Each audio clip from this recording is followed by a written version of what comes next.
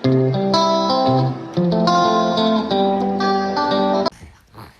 My YouTube family, कैसे हैं आप लोग। और रक्षाबंधन के दिन ही मुझे पैकिंग करनी पड़ रही है, तो पूरा ब्लॉग देखिएगा तो आपको सब कुछ समझ में आ जाएगा।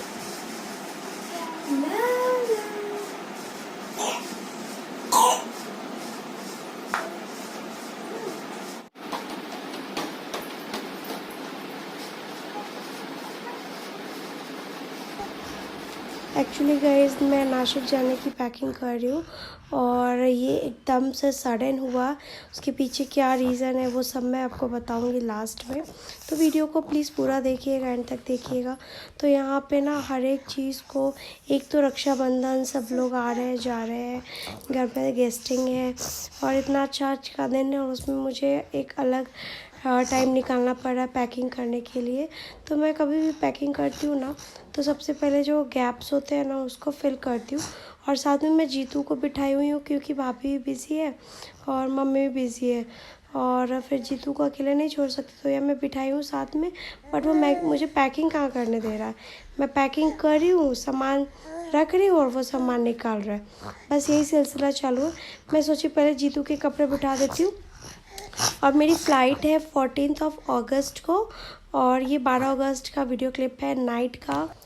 और एकदम से टिकट हुआ 12 अगस्त को ही शाम में टिकट हुआ कि मुझे 14 को जाना है नासिक वापस।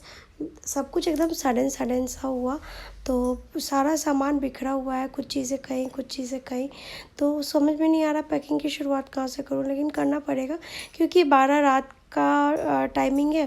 13 को पूरा दिन रहेगा और 14 को सुबह सुबह निकलना है। सुबह 10 बजे की फ़्लाइट है, यानी कि मुझे पटना के लिए सुबह 7 बजे ही निकलना पड़ेगा, तभी जाके एयरपोर्ट टाइम पे पहुंच पाऊँगी।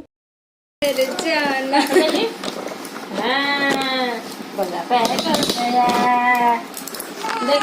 ये जा रहा है, ये जा रहा है।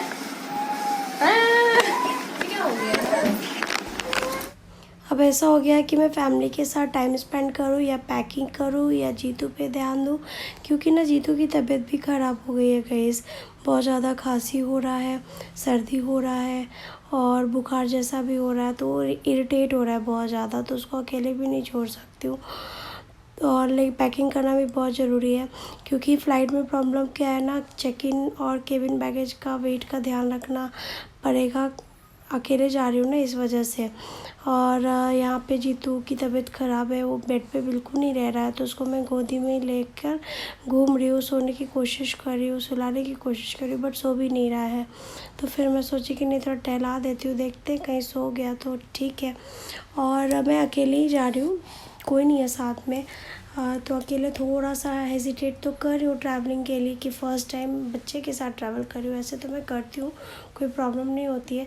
दिमाग में बहुत सारा उथल पुथल भी चल रहा है कि मैं कैसे जाऊँगी, क्या होगा, बट सब कुछ भगवान के ऊपर छोड़ दिया है। Let's start the journey with my small 9 month baby. 14 तारीख को सुबह उठी मैं 5 बजे के आसपास। सबसे पहले गीजर का स्विच ऑन किया क्योंकि मुझे भी नहाना था और जीतू को भी वाइप आउट करना था।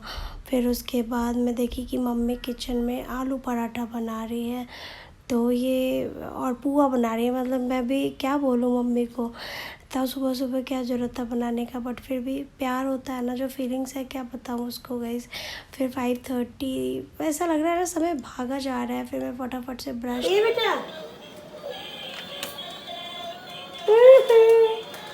तुमको लेके हम नहीं जाएंगे, नहीं जाएंगे तुमको लेके हम नहीं जाएंगे,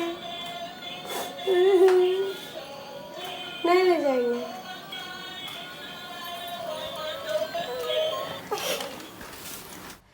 और ये रहा मज़ेदार भाभी के हाथ का गर्मा गर्म चाय। ये देखिए गाइस, भाभी कितनी दुखी लग रही है।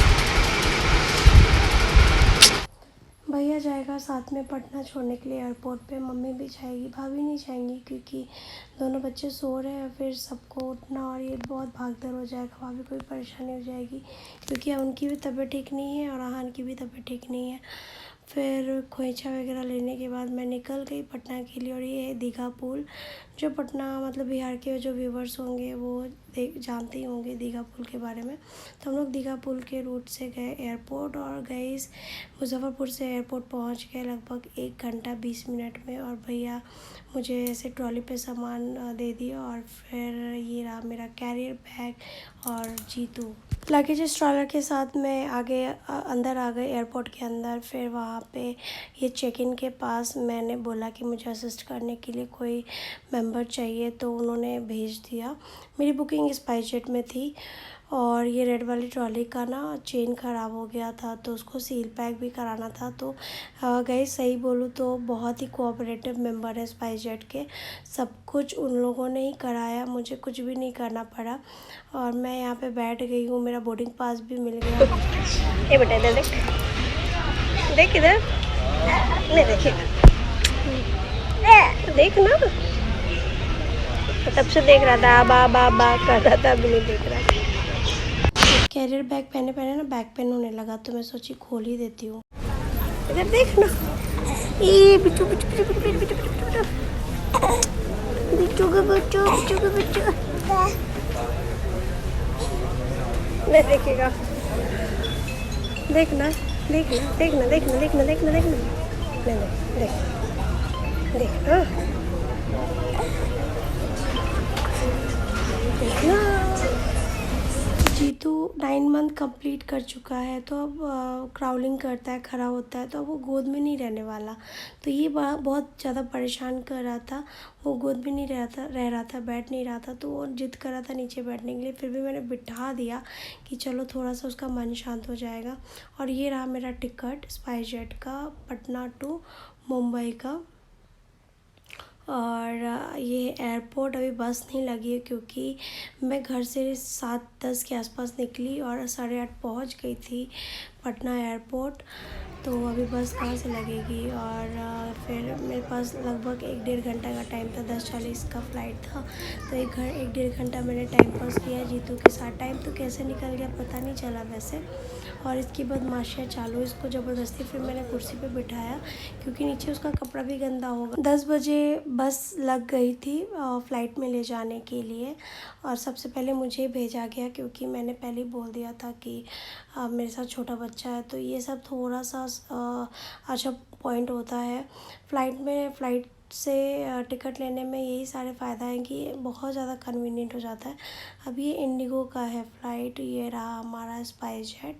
और ये भी सामान लोड हो रहा है। अब देखिए मैं जूम करके दिखा रही हूँ, सामान लोड हो रहा है। मेरे पास 2 लगेज है, एक मैंने चेक इन कराया हुआ है 15, वो है अप्रॉक्स 16 kg का, और एक केबिन लगेज है जो कि है 10 kg का। तो उसका स्टोरी मैं बाद में बताती हूँ। फ़िलहाल तो मैं पहुँचने वाली हूँ यहाँ पे। और ट्रॉली मुझे कहीं भी उठाने की ज़रूरत नहीं पड़ी है गाइस। सब जगह ही असिस्ट जो कर रहे हैं मुझे वही उठा रहे हैं, वही मेंबर उठा रहे हैं, उनके स्टाफ उठा रहे हैं। मुझे कुछ भी नहीं करना पड़ा, बड़ा कन्वीनियंट। ये बेटा देखो, अच्छा खोल देते बैठ तो गई हूँ मैं, बट इतना ये परेशान हो रहा है ना कैरियर बैग में। वो कैरियर बैग में एकदम पैक सा हो गया है, सो उसको बहुत चिड़चिड़ हो रहा है। और कितना करने के बाद मैंने उसको सुलाया। देखिए इसका नाक कैसा हो गया, पूरा सर्दी की वजह से ना रेड हो गया हुआ है। तो बहुत मुश्किल के बाद सोया है। और फ़्लाइट में ना सुलाने में नहीं बनता, बट मेरे लिए प्लस पॉइंट क्या था ना कि मेरी टिकट इकोनॉमिक क्लास की थी, बट मुझे ये बिज़नेस क्लास का सीट मिल गया था जीतू की वजह से। क्योंकि छोटा बच्चा है तो मैंने बोला कन्वीनियंट सीट कोई है तो दे दीजिए, अगर विंडो सीट हो तो बहुत अच्छी बात है। लगता है बादलों के बीच में, बड़ा मस्त लगता है ये व्यू। अभी तो जीतू मेरे साथ बदमाशियाँ कर रहा है, वो उठ चुका है, तो मैं अच्छे से नहीं बना पाई वीडियोस वगैरह। फिर भी बहुत कोशिश किया कि चलो शूट करूँ। आप लोग समझ सकते हो गाइस, लाइक एक मतलब कैरियर बैग में भी सपोर्ट देना होता है। तो एक हाथ से मैं कैरियर बैग को सपोर्ट दे रही थी जीतू को, एक हाथ से ब्लॉग शूट कर रही थी। और मेरे बैक में भी बहुत ज़्यादा पेन हो रहा था कैरियर बैग को होल्ड करने की वजह से। तो यहाँ पे जीतू को मैं सुला दी हूँ इस तरीके से। दोनों सीट जो जॉइंट है वो थोड़ा सा अच्छा हो गया कि चलो उस पर मैंने लिटा दिया उसको। मुश्किल से आधा घंटा सोया होगा, फिर वो उठ कर बदमाशी उसकी चालू हो गई। अब मैं इसको कहाँ लेके जाऊँ? मैं खुद, मुझे ना वॉमिटिंग टेंडेंसी होती है फ़्लाइट में, तो मैं बहुत ज़्यादा मतलब अजीब लग रहा है मुझे खुद को कि अब वॉमिट ना हो जाए, अब वॉमिट ना हो जाए। और एक तरफ बच्चे का ध्यान रखना है। बस मैं भगवान से मना रही हूँ कि मैं मुंबई अच्छे से पहुँच जाऊँ सेफ़ली और बिना किसी परेशानी के, क्योंकि मेरे साथ मेरा बच्चा है, मेरी वजह से उसे कोई परेशानी ना हो। तो बार बार मैं खुद पे कंट्रोल कर रही हूँ कि वॉमिट ना आए।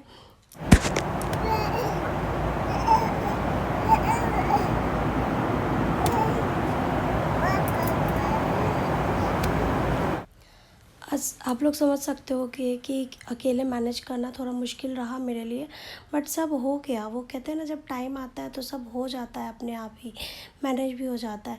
ये सीट पे बिल्कुल रह ही नहीं रहा है, ये नीचे उतर के खेल रहा है। एक पल के लिए तो वो गिर भी गया था।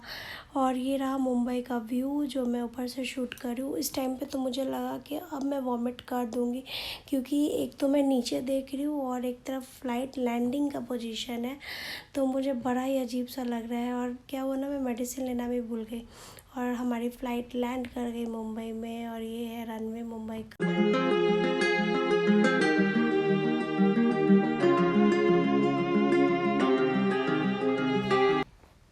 फिर से वहाँ पे मैंने क्रू मेंबर को बोला तो उन्होंने बुला दिया असिस्ट करने के लिए। जो आप देख रहे हैं सामने में मेरा ट्रॉली लेकर जा रहे हैं ब्लू कलर का, वही हैं जो असिस्ट करेंगे मुझे। कैब तक छोड़ के आएंगे, कैब नहीं, मुझे मेरे हस्बैंड के पास छोड़ के आएंगे। ऐसा होता है इनका सर्विस। तो आप ही बताइएगा इस क्या रहा, अच्छा ट्रेन से सफ़र करना अच्छा रहा या फ़्लाइट से। और ये रहा बेल्ट नंबर 1 पे आया हमारा लगेज। मेरा ये दोनों ट्रॉली है, मैं यहाँ बैठी हुई हूँ क्योंकि रोहित को आने में थोड़ा लेट है। और वो रहे सामने में जो सर्विस मैन है वो जो वेट कर रहे हैं, और यहाँ तक इन्होंने मुझे ड्रॉप किया रोहित के पास। अब मुझे जाकर सांस में सांस है ये गए। तुषार भैया आए हैं ना साथ में, तो वो उपमा लेकर आए तो पूछे खाने के लिए, तो मैं और जीतू दोनों उपमा एंजॉय कर रहे हैं। थोड़ा थोड़ा खिला रही हूँ उसको। मैं जीतू को हर एक चीज़ ट्राई करती हूँ, हर एक चीज़ नया जो भी हम खाते हैं, जो वो खा सकता है वो सब कुछ ट्राई करती हूँ। और ये देखिए इसकी बदमाशियाँ चालू है गाइस। अब ना ये गोद में रहने वाला नहीं है। जब फ़्लाइट में इतनी प्रॉब्लम हुई तो ट्रेन में बहुत ही ज़्यादा प्रॉब्लम होगी, पता नहीं आगे कैसे ट्रैवल करेंगे। तो यहाँ पे हम लोग रुके हैं, ट्रैफिक में फंसे हुए हैं, क्योंकि ना मुंबई से नासिक जाने के रोड पे बहुत लंबी लाइन लगी हुई है। नेक्स्ट डे 15 अगस्त है ना, छुट्टी का दिन है, तो इस वजह से बहुत ज़्यादा ही भीड़ है और बहुत तेज़ भूख लग रही है। अभी लगभग बज रहे होंगे 1। बहुत ज़्यादा भूख लग रही है। इंटायर डे में कुछ नहीं खाया है वॉमिटिंग की वजह से। और ये रहा पनीर टिक्का मसाला और पराठा। हम लोग एक जगह रुके हैं खाने के लिए, फिर आगे की जर्नी